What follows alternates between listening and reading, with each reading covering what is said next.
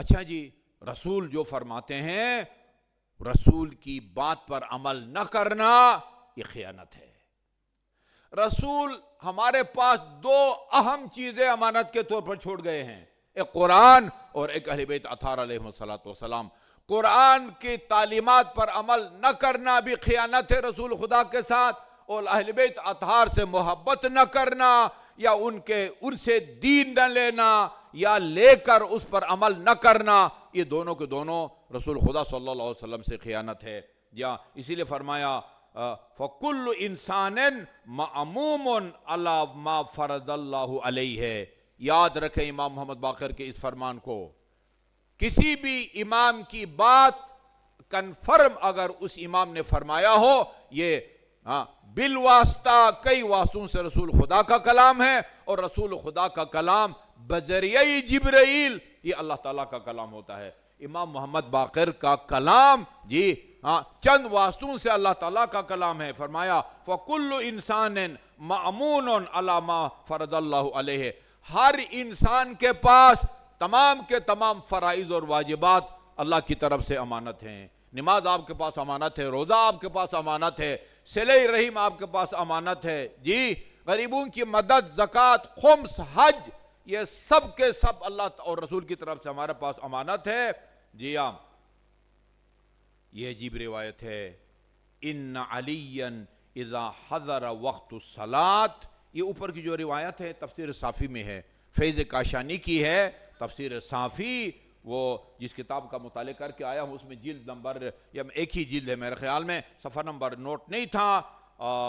یہ فرمایا امیر المومنین کے بارے میں، ان علی اذا حضر وقت الصلاۃ ہے، امیر المومنین بیٹھے ہوتے تھے جب نماز کا وقت ہوتا تھا، صبح کی نماز، ظہرین کی نماز یا مغرب کا نماز، یتململ تململ یعنی ایک آدمی جس کو سانپ کاٹے وہ کس طرح تڑپتا ہے، اس کو تململ کہتے ہیں۔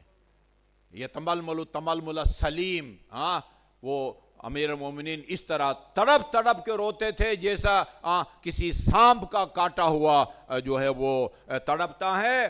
جی ہاں، یتململ یتزلزل، کانپتے تھے اور تڑپتے تھے۔ جی ہاں، اور یتلون، رنگ بدلتا جاتا تھا آپ کا۔ مؤذن جب آذان دیتا تھا تڑپنے رکھتے تھے، اور جیسے کہتے ہیں نا ایک رنگ آتا تھا اور ایک رنگ جاتا تھا، فَيُقَالُ لَهُ مَا لَكَ يَا امیر المومنین، مولا یہ آپ کی ہم کیا حالت دیکھ رہے ہیں، آذان ہو گئی تو کیوں تڑپ رہے ہیں، کیوں آپ کا رنگ بدلتا جاتا ہے؟ فرمایا جاء وقت الصلاۃ، نہیں سن رہے ہو مؤذن کی آذان، نماز کا وقت ہو گیا ہے۔ یہ ہم نے ایک سلسلہ شروع کیا وہ ایصال ثواب کی مجالس میں، میں لوگوں کو بتا رہا ہوں کہ یہ ایصال ثواب کی مجلس کی افادیت کا کوئی انکار نہیں کر سکتا، قرآن خوانی کے کوئی انکار نہیں کر سکتا۔ یہ دیکھو کہ آپ کے مرحوم نے نمازیں پڑھی ہیں، روزے رکھے ہیں، حج بیت اللہ کیا ہے نہیں کیا ہے، نہیں کیا ہے تو یہ سارے کام چھوڑ دو بے شک اور وہ کام کرو۔ ایسے درجنوں افراد میرے سامنے آ رہے ہیں، امریکہ سے، کینیڈا سے، لندن سے، جن کی باتوں سے پتہ چلتا ہے کہ اس کے مرحوم باپ یا مرحوم ماں نے ساری زندگی نماز نہیں پڑھی۔ کل میرے پاس ایک کیس آیا ہے 79 سال کے عمر میں وہ ایک خاتون کا انتقال ہو گیا ہے، اس کے بیٹے نے کہا کہ میری والدہ نے ساری زندگی نہیں پڑھی ہے نماز، میں ان کی نمازیں پڑھانا چاہتا ہوں، میں کس کو دوں؟ 79 سے 9 مائنس کریں، 9 سال ختم، 10 سال میں خاتون بالغ ہوتی ہے نا، عورت خواتین کے لیے اور زیادہ خطرناک ہے، مرد تو 15 سال میں بالغ ہوتا ہے۔ 70 سال کی میں شاباش دیتا ہوں، خراج تحسین پیش کرتا ہوں، اللہ تعالیٰ ان کی والدہ کی روح کو اس سے ناراض کرے جو آمادہ ہے اس بات پر کہ اپنے والدہ کی 70 سال کی جو ہے نا وہ نمازیں پڑھانے کے لیے تیار ہے۔ میرے پاس آیا ہے کہ بتائیں میں کس کو بتاؤں، وہ جو صاحب پڑھتے ہیں ان کا میں نمبر دیا ہے، اب ان سے رابطہ کریں۔ اچھا، وہ صاحب جو نمازیں پڑھتے ہیں انہوں نے مجھے بتایا کہ بھئی بعض لوگ رابطہ کرتے ہیں، آپ نے نمبر دیا ہوتا ہے، جب میں ہدیہ بتاتا ہوں تو وہ کہتے ہیں وہ اس سے تو ایک بہت بڑے پروجیکٹ جو ہے نا اس پر عمل ہو سکتا ہے۔ اور پروجیکٹ کیا ہوگا بھئی؟ آپ شوگر مل لگائیں اور اس کی آمدنی مرحوم یا مرحومہ کے لیے ہدیہ کر دیں، وہ 2 رکعت نماز کی جگہ نہیں لے سکتا۔ کس عالم میں ہیں آپ؟ حج اگر نہیں کیا ہے، رسول خدا کا زمانہ تھا، ایک بندے نے آ کے عرض کیا یا رسول اللہ میں حج پہ گیا ہوا تھا، کسی وجہ سے میرا حج نامکمل رہ گیا ہے۔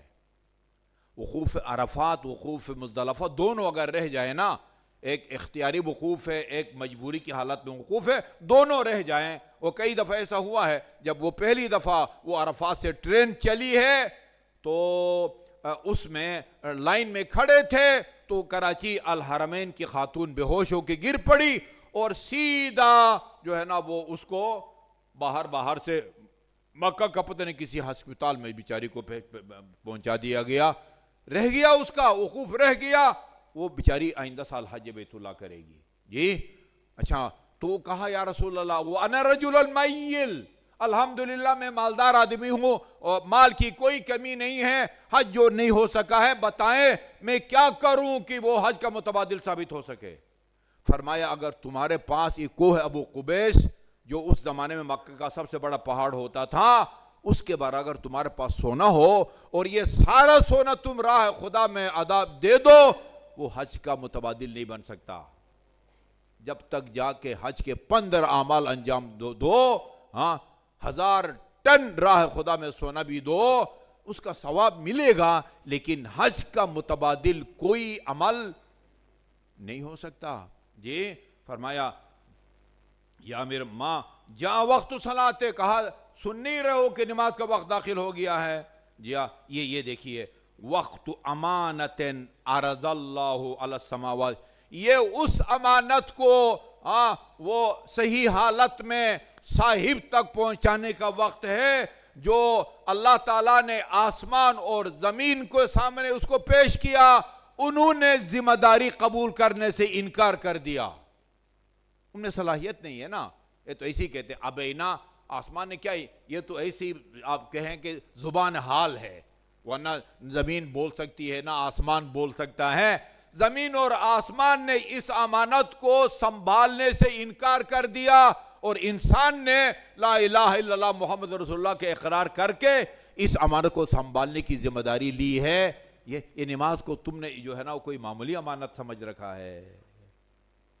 یہ دیکھیے یتململ اور یتزلزل ویتلون، تڑپتے تھے، کامتے تھے، رنگ بدلتا جاتا تھا جب اللہ اکبر کی آواز آتی تھی۔ اللہ تعالی ہمیں ان خدا اور رسول کی امانتوں کی وہ نگہداری اور پاسداری کی توفیق عطا فرمائے۔